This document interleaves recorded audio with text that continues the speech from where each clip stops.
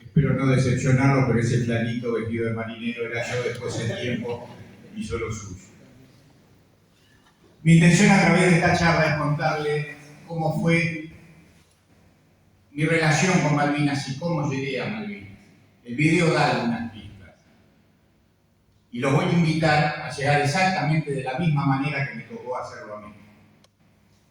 Mucho antes de que a cualquiera de nosotros y de nuestros mayores se nos pudiera ocurrir que alguna vez íbamos a enfrentar a uno de los ejércitos más poderosos del mundo y a todos los que lo ayudaron, había un país que estaba desarrollando un buque que estaba llamado a revolucionar lo que era la guerra naval hasta ese momento. Tenía muchos cambios, se habían quitado los motores convencionales reemplazados por turbinas marca Rolls-Royce, muy similares a la de los aviones, el casco era mucho más liviano, misilístico, computarizado. Y había un país que se había interesado mucho en ese proyecto. El país que desarrolla esa idea, esa unidad, fue Inglaterra. Y curiosamente el país que más se interesó en ese proyecto fue la República Argentina. Tanto es así que entre los dos gobiernos generan un convenio y la Argentina le compra 2 unidades de ese buque, de la más moderna de aquel entonces, lo cual también había repercutido mucho en la zona, en la región, porque Argentina iba a contar con 2 navíos de esas características. Y dentro de ese convenio decía que el destructor Hércules iba a ser armado, construido y traído a la Argentina de manera operativa íntegramente en el Reino Unido. Pero aquí empiezan las curiosidades más notorias. El destructor Santísima Trinidad, del cual fui tripulante, tuvimos el enorme orgullo de armarlo en los astilleros navales de Río Santiago, en La Plata, totalmente con mano de obra argentina. Pero debíamos irnos un año a Inglaterra para lograr la puesta a punto final.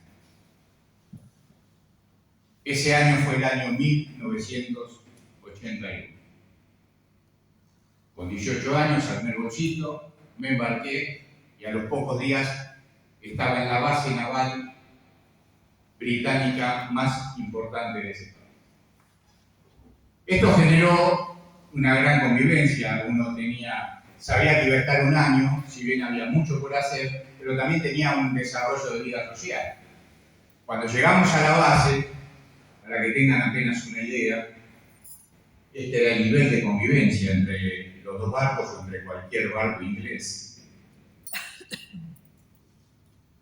Al ver nuestra bandera ahí en esa base naval, generaba mucha curiosidad. Estamos hablando del año 1981 y en ese momento Diego Maradona estaba empezando a ser el astro que después fue, el astro futbolístico que después fue.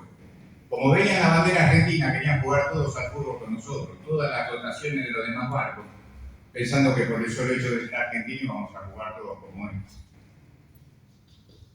Y dentro de la dotación armábamos 2 o 3 equipos para poder cumplir por una cuestión de cortesía, por una cuestión de entretenimiento, y competíamos prácticamente cada 2 o 3 días contra alguno de ellos.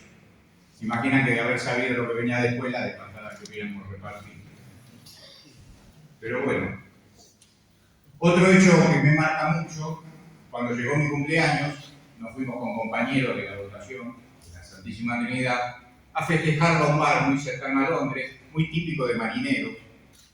Y estábamos en un rincón en pleno festejo, el bar se empezó a llenar de las dotaciones de otros buques ingleses, vieron el alboroto que estábamos haciendo, se arrimaron, preguntaron qué pasaba, les dijeron que era mi cumpleaños, se arrimaron todos los marinos ingleses, me abrazaron y todos juntos me cantaron el cumpleaños. Y así cumplí mis 19 años. Y por último, como curiosidad, como un dato pintoresco, el actual rey de Inglaterra, el rey Carlos, en ese entonces era el príncipe Carlos. Y había conocido una chica muy bonita, de pelo cortito, que se llamaba Lady Di. Y ese año se casaron. Así como me ven, estuve en el casamiento de Lady Di y del príncipe Carlos. Ceremonias, preparativos, desfiles. un cuento de hadas. Pero nuestra misión fundamentalmente era que esta unidad regrese al país de manera netamente operativa.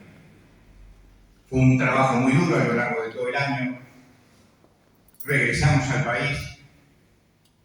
Terminamos de hacer unas últimas pruebas de mar aquí en nuestro mar. Y comenzaron los periodos de licencia, un año fuera de casa para todos, para el casado, el soltero. En mi caso tenía a mi mamá y mis hermanos a cargo. Se empezaron a dar las licencias y a mí me toca en marzo. La primera quincena de marzo salgo de licencia, había conseguido una casa nueva, empiezo con la mudanza y a los 4 o 5 días me toca en el timbre, un patrullero me entrega una carta, lo abro y me decía presentarse de inmediato a la unidad. Le dije a mi mamá, dejamos los muebles acá como está, te dejo esto, arreglate con los chicos, voy, veo que pasa y bueno. Nada más lejos de todo esto. Me voy a Retiro, saco un pasaje, voy a la base naval de Puerto Belgrano. Y estábamos haciendo todo lo necesario para que estas unidades estén siempre a punto, víveres, combustibles, fluidos. Y lo único que nos llamó la atención que en un momento llega una columna de comandos anfibios a cargo de su comandante y lo único que se nos dijo que iban a compartir esa navegación con nosotros. Lo cual nos dio la certeza de que estábamos en un ejercicio. Si bien era un buque nuevo, todo lo querrían ver, querían ver cómo funcionaba. No era un buque para albergar más gente, pero bueno, siempre nos adaptamos, ¿cierto? Tanto es así que llegó el día 28 de marzo de 1982. A las 16 horas zarpamos de la base naval de Puerto Belgrano sin tener la más mínima idea de hacia dónde íbamos y mucho menos para qué. Entrada la noche de ese día se desata uno de los temporales más tremendos que me ha tocado atravesar. Tanto es así que hasta inclusive la cocina dejó de funcionar, era imposible estar en pie. Ese temporal se prolonga y se empieza a calmar el 1 de abril. Hicimos un recorrido, habíamos sido muy castigados, hicimos un recorrido de la unidad, habíamos perdido algunos pertrechos, tanques de combustible, algún gomón que traían estos comandos. Y mientras estábamos desarrollando esta actividad, alrededor de las 5 de la tarde, por el sistema de radiodifusión de la unidad se nos pidió dejar todo lo que estábamos haciendo, que prestáramos atención.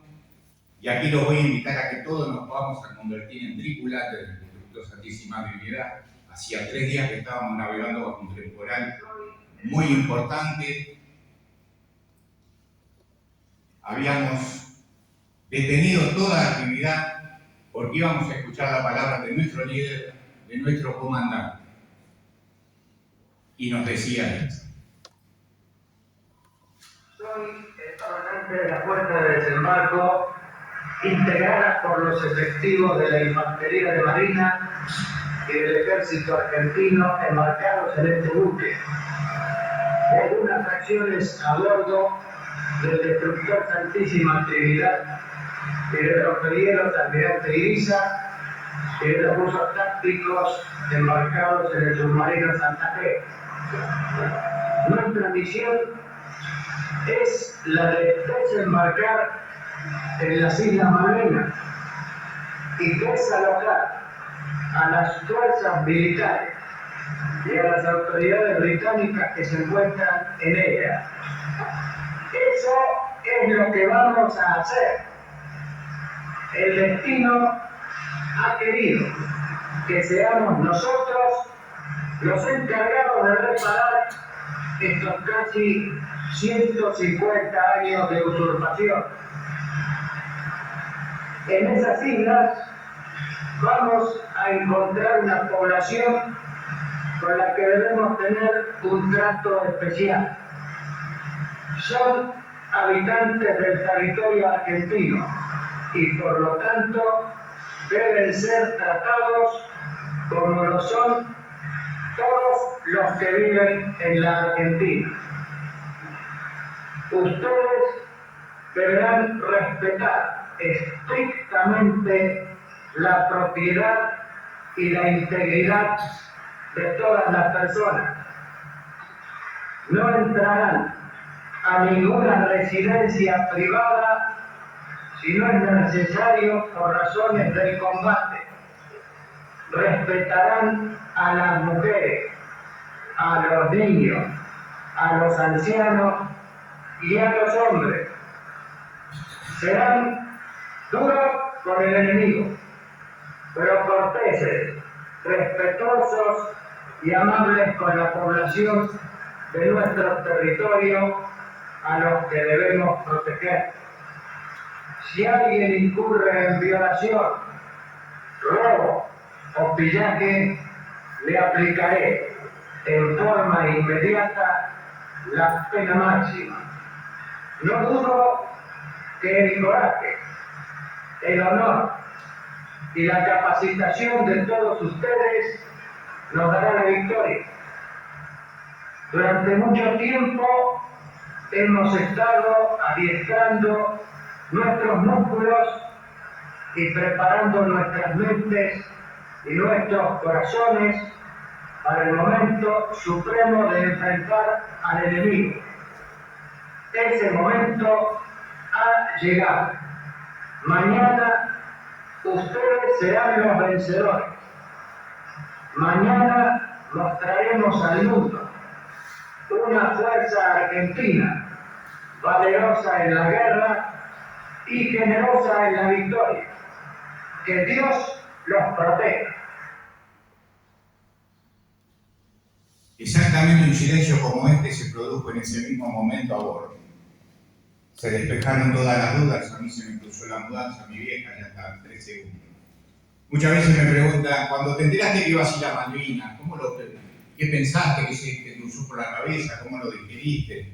La verdad me enteré 3 horas antes de llegar y estaba en la cama.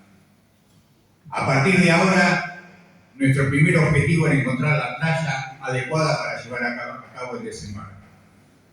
Nos arrimamos hacia el sur del puerto argentino, en una bahía que se llama Bahía Enriqueta. Desde allí se desprenden 2 comandos en un simple kayak. Se van a remo hasta la costa, hacen una inspección, regresan a la unidad, hablan con su comandante.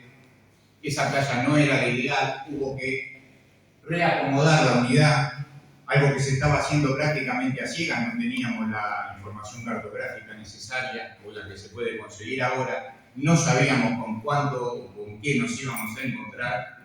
Y a pesar de haber atravesado tanto mal tiempo durante tantos días, en la noche del 1 de abril había una luna grandota que nos iluminaba de lado a lado y que nos jugaba muy en contra. Pero la operación ya estaba lanzada. Una vez que hicimos ese movimiento, el kayak a bordo, con estos 2 tripulantes a bordo, hace una nueva inspección, regresa, habla con su comandante, era el lugar indicado.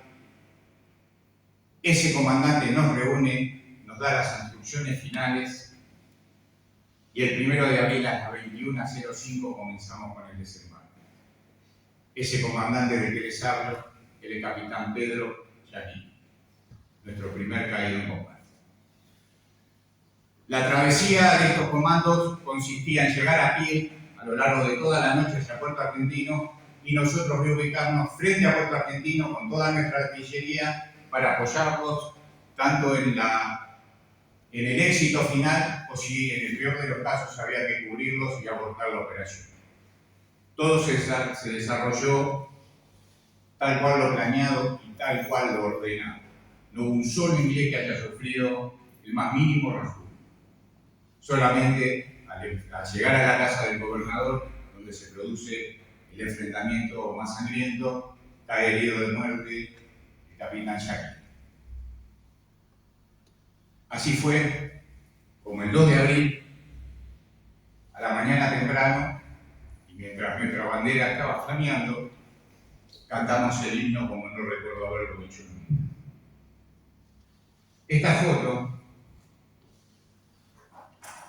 que por un lado muestra el lugar exacto del desembarco, pero por otro estoy al lado de un gran compañero de aquel entonces, La exhibo porque tiene una particularidad que confirma lo que les estoy contando, ahora la paso, como se fijan.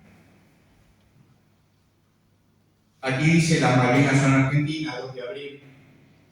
Es un simple cartel de Tergopol pintado con una fibra. Lo que confirma esto que nunca tuvimos la menor idea de dónde íbamos, ni siquiera pudimos llevar una bandera. No teníamos nada a bordo, como una bandera celeste y blanca para exhibir. Agarramos un Tergopol, lo pintamos y así por lo menos estamos registrado el momento. Esta foto fue tomada el 2 de abril alrededor de las 10-11 de la mañana, cuando todo ya estaba definido.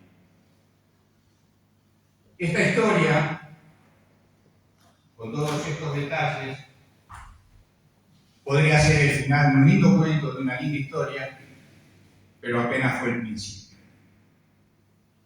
A partir de aquí comenzaría la otra historia, de la cual ya van a recibir también mayores testimonios. Después estuvo la vuelta. Tengan en cuenta que si hacemos un repaso de lo que les dije, me fui a los 18 años a Inglaterra, cumplí los 19 años abrazados con ellos y los 20 combatiendo contra ellos.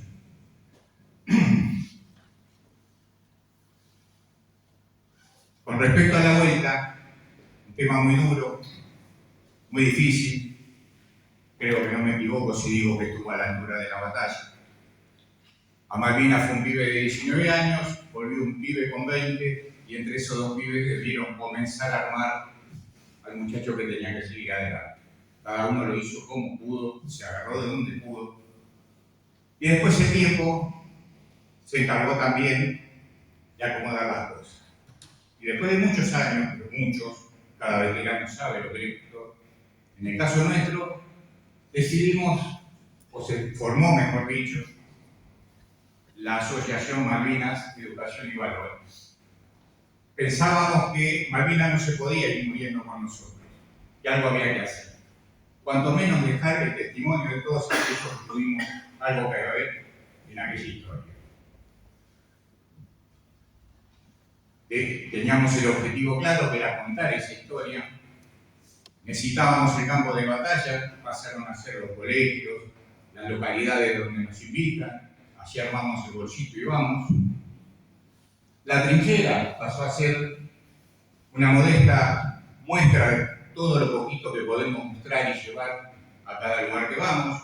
Dejamos las armas con un micrófono.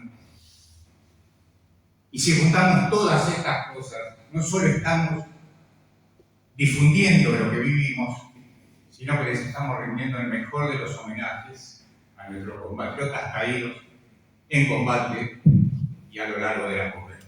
Muchas gracias.